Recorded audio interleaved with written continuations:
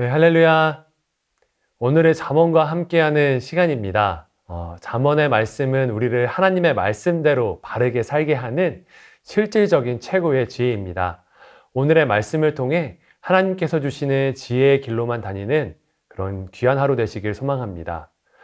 오늘 우리에게 주시는 하나님의 말씀은 잠언 20장 16절로 30절까지의 말씀입니다. 함께 드라마 바이블로 듣도록 하겠습니다. 타인을 위하여 보증선자의 옷을 취하라. 외인들을 위하여 보증선자는 그의 몸을 볼모 잡을지니라. 속이고 취한 음식물은 사람에게 맛이 좋은 듯하나 후에는 그의 입에 모래가 가득하게 되리라. 경영은 의논함으로 성취하나니 지략을 베풀고 전쟁할지니라. 두루 다니며 한담하는 자는 남의 비밀을 누설하나니 입술을 벌린 자를 사귀지 말지니라. 자기의 아비나 어미를 저주하는 자는 그의 등불이 흑암 중에 꺼짐을 당하리라. 처음에 속히 잡은 산업은 마침내 복이 되지 아니하느니라. 너는 악을 갚겠다 말하지 말고 여호와를 기다리라. 그가 너를 구원하시리라. 한결같지 않은 저울추는 여호와께서 미워하시는 것이요 속이는 저울은 좋지 못한 것이니라. 사람의 걸음은 여호와로 말미암나니 사람이 어찌 자기의 길을 알 수 있으랴. 함부로 이 물건은 거룩하다 하여 서원하고 그 후에 살피면 그것이 그 사람에게 덫이 되느니라. 지혜로운 왕은 악인들을 기질하며 타작하는 바퀴를 그들 위에 굴리느니라. 사람의 영혼은 여호와의 등불이라 사람의 깊은 속을 살피느니라. 왕은 인자와 진리로 스스로 보호하고 그의 왕위도 인자함으로 말미암아 견고하니라. 젊은 자의 영화는 그의 힘이요 늙은 자의 아름다움은 백발이니라. 상하게 때리는 것이 악을 없이 하나니 매는 사람 속에 깊이 들어가느니라. 오늘은 이 주제별 안에 있는 소주제까지도 다 다룰까 합니다.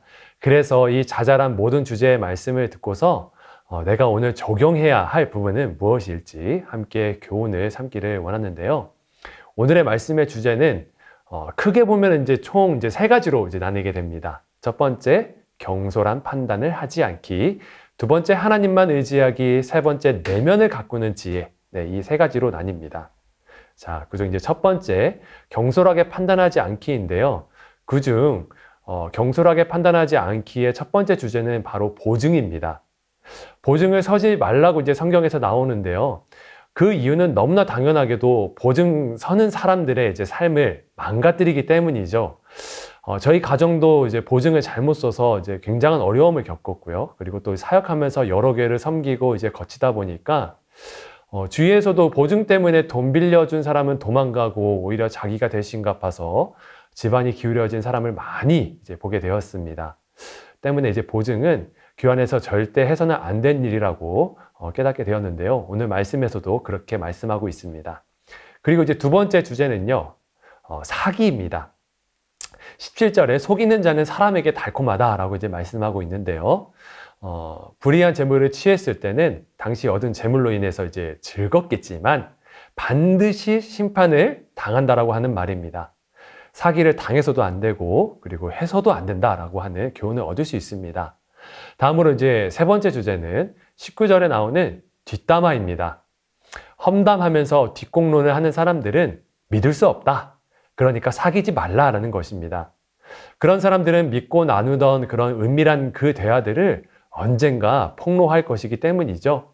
그래서 남을 비방하고 욕하기 좋아하는 사람들과 어울리지 않는 것이 지혜라고 말씀하십니다.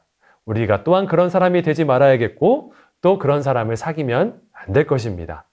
그리고 이어지는 20절의 말씀을 보니까 자기 부모님을 저주하는 자는 등불이 흑암 중에 소멸할 것이다 라고 말하고 있습니다. 당시 이스라엘 백성은 부모를 저주하면 사형에 처해져야 했습니다. 그만큼이나 부모 공경을 강조한 것이 하나님의 말씀이죠. 부모님께서는 나의 등불을 켜주시고 밝게 해주신 그런 분이시죠. 그런 분을 배신한다면 하나님께서 그 등불을 꺼트리시겠다라고 하는 그런 엄중한 말씀을 주셨습니다. 부모님께 효도하는 우리가 되어야겠습니다. 지금까지 첫 번째 주제, 경솔하게 판단하고 말하지 않기였고요. 자, 두 번째 주제, 하나님만 의지하기입니다.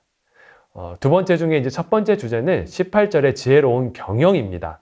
말씀에서는 경영을 할 때 주의와 의논하고 빈틈없이 예리한 계획을 가지고 시행하라고 이제 말씀하고 계십니다. 즉 유행에 따라서 휩쓸려서 함부로 이리저리 왔다 갔다 하면서 사업을 이제 하지 말라는 이야기죠. 하나님의 계획을 믿고 기다려 주신 일들을 잘 감당하며 사업을 하라고 말씀하고 계십니다. 그리고 두 번째 중에 이제 두 번째 주제는 21절에 부모로부터 받은 유산에 대한 교훈입니다. 먼저 성급하게 획득한 유산은 끝내 복이 되지 않는다라는 것을 강조하고 있습니다. 그래서 그런지 외국의 이제 재벌들은 이런 것들을 잘 수행하고 있죠. 자녀에게 자신의 유산을 상속해 주는 경우가 거의 없습니다. 사회에 환원하는 그런 문화가 잘 형성이 되어 있죠. 우리나라가 따라가야 할 문화가 아닌가 싶은데요. 다행히도 최근에 몇몇 기업에서 이런 것들을 잘 실천하고 있는 모습들을 보고 있고요. 때문에 우리 그리스도인들도 이런 가르침을 잘 깨달아 자녀 양육을 위해 물질을 잘 사용해야겠습니다. 그리고 세 번째 주제는 22절의 보복 문제입니다. 하나님께서는 함부로 보복하지 말라고 이제 말씀을 하십니다. 그 이유는 하나님께서 너의 억울함을 아시고 구원할 것이기 때문이다 라고 이제 말씀하고 있기 때문인데요. 그렇기 때문에 우리 안에 억울한 상황이 있다면 먼저 감정에 따라 행동하는 것이 아니라 하나님께 맡겨야 됩니다. 하나님께서는 반드시 힘들고 연약한 그리고 또 피해 입은 사람들을 구원해 주시기 때문입니다. 그리고 이제 네 번째 주제는 23절에 나온 공정한 상거래에 대한 문제입니다. 하나님께서는 한결같지 않는 그 저울추를 사용하지 말라는 말씀을 하시는데요. 남을 속이지 말고 공정하게 상거래를 실시하라는 말씀입니다. 하지만 사업하시는 분들은 아실 겁니다. 공정한 방법으로 사업을 하고 일을 하는 게 얼마나 어려운지요. 하지만 그것은 하나님의 공의를 이루는 가장 중요한 삶입니다. 이것을 지키지 않았을 경우에 이스라엘 사회에 내려졌던 하나님의 심판은 이사야 등 여러 선지서에 잘 나와 있죠. 지금까지 하나님만 의지해야 하는 그런 우리의 삶에 대한 주제들을 보았고요. 마지막 세 번째 주제는 내면을 가꾸는 지혜입니다. 첫 번째 주제는 26절부터 28절까지의 지혜로운 왕에 대한 이야기로 하나님이 세우신 왕처럼 살아가는 그런 우리를 통해 주시는 그런 말씀입니다.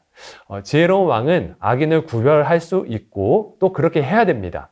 선과 악을 구별할 수 있는 지혜는 오직 말씀으로부터 나오는데요. 내 지혜를 살피지 않고 하나님의 지혜를 살펴서 선과 악을 잘 살피고 내 주변에 있는 악인들을 잘 걸러내라고 말씀하고 계십니다. 그리고 두 번째 주제는 29절부터 이제 30절 말씀인데요. 내면의 아름다움을 살피라는 것입니다. 젊음의 아름다움은 힘이 있다라고 먼저 말씀하고 있는데 그 뒤에 이제 노인의 백발에 대해서 나오고 있죠. 하지만 노인이 힘이 없다고 해서 아름답지 않은 것이 아닙니다. 흐르는 시간만큼 그 백발에는 시간에 맞추어 내면을 훈련받은 그 시간의 세월이 있죠. 매를 맞은 것 같은 그런 인생의 고단함을 경험했기 때문에 그 백발은 어느 곳보다 매우 아름답습니다. 세월의 아픔과 겪게 되는 그 고통들을 이제 사람을 성숙한 그런 아름다움으로 이끌어주게 되죠. 지금까지 이제 총 이제 세 가지 큰 주제를 보면서 모든 말씀을 다 살펴보았는데요. 이 세 가지 주제도 결국 이제 또 한 가지 주제로 종합하면 이 한 문장으로 마무리할 수 있을 것 같습니다. 섣불리 행동하지 말고 하나님께 그 모든 것을 맡기는 것, 그것이 내면이 아름다운 지혜자라는 것입니다. 보증과 사기, 뒷담화, 부모 공경, 그리고 경영, 유산, 보복 문제, 정당한 상거래, 그리고 내면의 아름다움, 이에 대한 모든 것 다 하나님께 맡겨드리지 않으면 모두 내 마음대로, 내 경험대로, 그리고 내 환경에 맞춰 할 부분들이 너무나 쉽다라는 것을 명심했으면 합니다. 사람은 모든 인생의 걸음을 함부로 예측할 수 없습니다. 그렇기 때문에 모든 사람의 관계도 그렇고 우리의 모든 사업과 살아가는 모든 시간도 다 하나님께 속해 있다는 것을 믿고 깊이 생각하면서 주시는 말씀에 따라 살라고 말씀하고 계시는데 우리가 그것을 잘 실천해야겠죠. 하나님의 시간은 우리가 시간이라고 정의할 수 없는 정말 높은 경지의 개념입니다. 그렇기 때문에 우리는 하나님의 시간 개념을 결코 이해할 수 없습니다. 그렇기 때문에 우리는 조급하지 않는 것이 매우 중요할 것입니다. 그래서 사랑하는 성도 여러분, 오늘 하루 하나님께 맡겨놓는 그 주 안에서의 여유로움을 실천하는 여러분의 삶이 되기를 소망합니다. 그래서 하나님께서 일하심을 보게 되기를 원하고요. 그리고 주변의 어떤 일보다 사람보다 하나님을 크게 보는 믿음을 가지고 살아가시는 여러분들의 모든 삶을 통하여서 하나님의 축복이 가득한 나날이 되시기를 주님의 이름으로 축원드립니다. 기도하겠습니다. 살아계신 하나님 아버지, 감사합니다. 주님께서 오늘도 하나님 안에서 살게 하여 주시는 이 귀한 말씀 허락하여 주시니 감사합니다. 하지만 세상의 사람과 그리고 또 그 사람들과 이제 관계 맺는 일들과 자신이 하는 모든 일들이 정말 하기가 쉽지 않습니다. 그래서 하나님께서 내게 주신 이 모든 삶들을 잘 감당하기에 부족한 우리를 불쌍히 여겨주시사 하나님을 믿고 기다리고 신뢰하는 마음을 또한 허락하여 주시고 내 삶을 가장 푸른 초장으로 인도해 주시는 그런 주님을 경험할 수 있는 귀한 하루가 되게 도와주시옵소서.